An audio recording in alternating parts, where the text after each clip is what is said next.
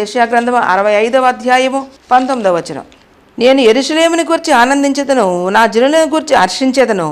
రోదన ధ్వనియు విలాప ధ్వనియు దానిలో ఇకను వినబడదు. దేవునికి స్తోత్రం.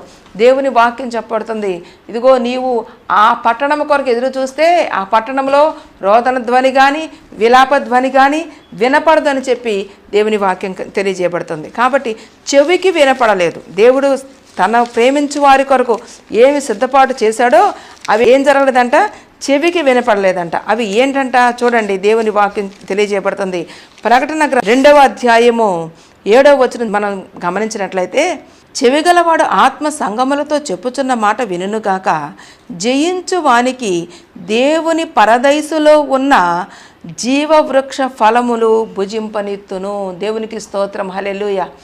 నీకు చెవి ఉంటే, ఏ చెవి? ఆత్మీయ చెవి కనుక ఉంటే నీవు వినాల్సింది ఏంటంటే, ఇదిగో దేవుడు నా కొరకు సిద్ధపాటు చేస్తున్నటువంటి విషయాన్ని ఎన్నటెన్నటికీ నీవు మర్చిపోకూడదు. జీవవృక్ష ఫలములను భుజింపనిత్తును. ఎవరికి ఇస్తాడండి? నీవు లోకాన్ని పాపాన్ని జయించువానికి. ఇక్కడ కూడా ఒక కండిషన్ ఉంది, ఏంటంట? జయించువానికి దేవుని పరదైసులో ఉన్న జీవవృక్ష ఫలములను భుజింపనిత్తును అని చెప్పి దేవుని వాక్యం చెప్పబడింది. ఈ మాట వినండి, ఈ మాట యందు విశ్వాసం ఉంచండి, ఈ మాటను బట్టి మీరు ప్రార్థన చేయండి.